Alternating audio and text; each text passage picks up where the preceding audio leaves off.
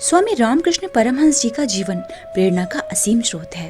रामकृष्ण जी एक संत थे और उन्हें परमहंस की उपाधि मिली थी। दरअसल परमहंस एक उपाधि है। यह उन्हीं को मिलती है जिनमें अपनी इंद्रियों को वश में करने की शक्ति हो और जिनमें असीम ज्ञान हो। आज हम आपको उनके जीवन के कुछ ऐसे किस्से सुनाने जा रहे हैं जो न केवल आपके मन को छू लेंगे बल्कि आपकी सोच को एक नई दिशा देंगे। श्री रामकृष्ण परमहंस माँ काली के ऐसे अनन्य भक्त थे कि वे उन्हें अपनी सच्ची माँ मानते थे। रोज उनसे बातें करते, उनसे हंसते और रोते जैसे एक बेटा अपनी माँ से करता है। गांव कस्बे के लोग उन पर हंसते थे और इन सब बातों को उनका भ्रम समझते थे, पर उन्हें कोई मतभ्रम नहीं था। वे तो माता के साक्षात पुत्र थे। दक्षिणेश्वर काली मंदिर के प्रधान पुजारी होने के बावजूद वे माँ को भोग चढ़ाने से पहले स्वयं प्रसाद का स्वाद लेते थे। उनका भाव था कि जो भी अर्पित करूं माँ के लिए उत्तम हो, कोई खराब चीज उनके श्रीमुख तक ना पहुंचे। परंतु अन्य पुजारियों को यह सब उनकी भूल प्रतीत होती थी। वे कहते, देवी को झूठा भोग क्यों चढ़ाते हो, यह तो अपमान है। मंदिर के प्रबंधन ने उन्हें अपमानित कर मंदिर से बाहर निकाल दिया। 3 दिन बीते ही थे कि रानी रासमणी को माँ काली स्वयं स्वप्न में प्रकट हुई। उन्होंने रानी से कहा, मेरे लाल ने कई दिनों से अन्न का कण भी मुंह में नहीं डाला है। वह बीमार और उदास है और उसके बिना मैं भी अन्न रहित हूँ। तुरंत जाओ, उसे लेकर आओ। मैं और मेरा लाल हम दोनों साथ भोजन करेंगे। रानी रासमणी यह सब सुनकर व्याकुल हो उठी। वे दौड़ते हुए श्री रामकृष्ण परमहंस जी के पास पहुंची और रोते हुए स्वप्न का वृत्तांत सुनाया। रामकृष्ण जी की आंखों में आंसू छलक आए और उन्होंने कहा, मैं माँ को भोग चढ़ाने से पहले इसलिए चखता था ताकि केवल अच्छा और निर्मल अन्न ही माँ को मिले। माँ का अपमान नहीं, यह उनका सम्मान है। रानी रासमणी उनके इस अटूट प्रेम और भक्ति को देखकर फूट फूट कर रो पड़ी। उन्होंने तुरंत उन्हें दक्षिणेश्वर काली मंदिर ले जाकर पुनः पूजा का अधिकार सौंपा। उसी दिन से नियम बना कि माँ काली को अर्पित करने से पहले श्री रामकृष्ण जी ही प्रसाद का स्वाद चखेंगे। यह कथा बताती है कि सच्ची भक्ति में औपचारिकता नहीं, केवल हृदय की निष्ठा और माँ और पुत्र का अटूट बंधन होता है। रामकृष्ण परमहंस जी के पास काली माँ की एक छोटी सी मूर्ति थी। वह हमेशा अपने भक्तों से कहते थे, इस मूर्ति में पूरा ब्रह्मांड समाया हुआ है। एक दिन कुछ विदेशी मेहमान उनसे मिलने आए।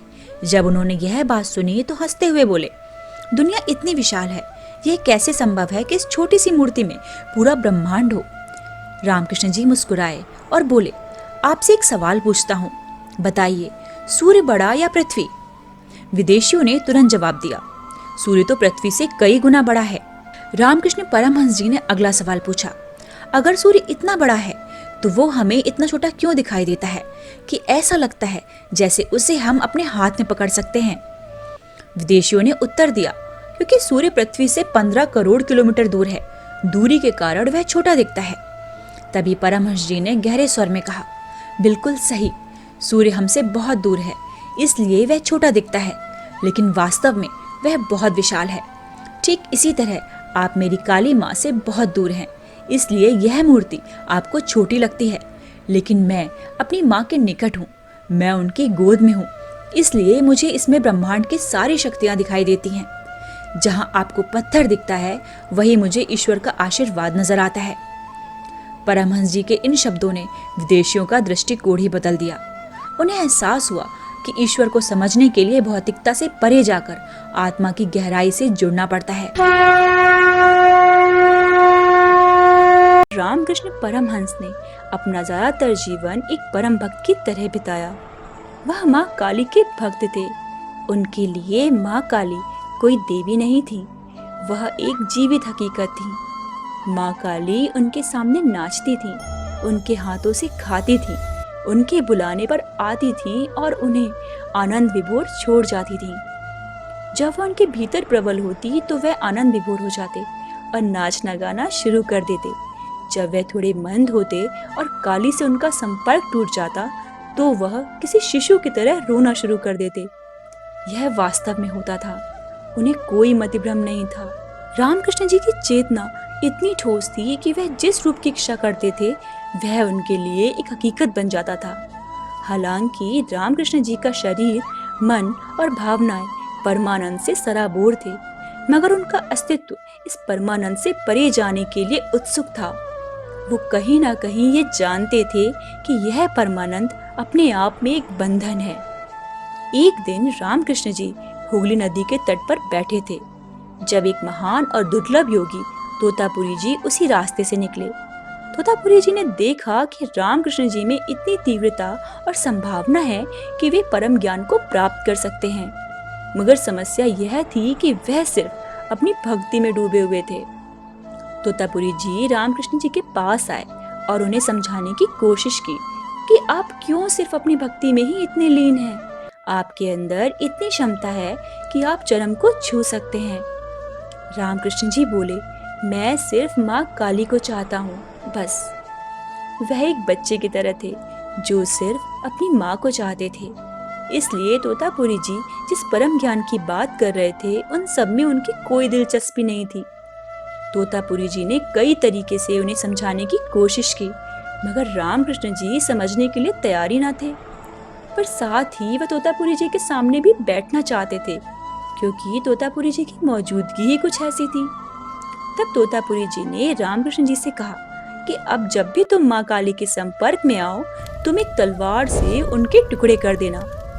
तब रामकृष्ण जी ने पूछा, मुझे तलवार कैसे मिलेगी? तब तोतापुरी जी ने कहा, अगर तुम अपनी साधना से माँ काली को बना सकते हो, उनसे बात कर सकते हो, उन्हें भोजन खिला सकते हो, तब तुम तलवार भी बना सकते हो। अगली बार तुम्हें यही करना होगा। अगली बार जब रामकृष्ण जी ने माँ काली से संपर्क किया, तब वे फिर परमानंद में डूब गए और तलवार जागरूकता के बारे में सब कुछ भूल गए। जब वे अपनी साधना से बाहर आए, तब तोतापुरी जी ने उनसे कहा कि तुमने ऐसा क्यों नहीं किया? रामकृष्ण जी बिल्कुल शांत थे। तब फिर से तोतापुरी जी ने कहा कि अगली बार जब तुम साधना में जाओगे, तब मैं तुम्हारे शरीर पर गहरा आघात करूंगा और उस रक्त से तुम तलवार बनाकर माँ काली पर वार करना। अगली बार जब रामकृष्ण जी साधना में लीन हुए, तब तोतापुरी जी ने रामकृष्ण जी के मस्तक पर शीशे के टुकड़े से एक गहरा चीरा लगा दिया। उसी समय श्री रामकृष्ण जी ने अपनी कल्पना में तलवार बनाई और माँ काली के भक्ति रूपी बंधन से मुक्त हो गए। अब वह वास्तव में एक परमहंस और पूर्ण ज्ञानी बन गए। इस तरह संत तोतापुरी जी ने रामकृष्ण जी को अपनी इंद्रियों पर नियंत्रण करना सिखाया और तब से संत तोतापुरी जी रामकृष्ण जी के गुरु हो गए। रामकृष्ण जी ने कई सिद्धियों को प्राप्त किया, अपनी इंद्रियों को अपने वश में किया और एक महान विचारक एवं उपदेशक के रूप में कई लोगों को प्रेरित किया।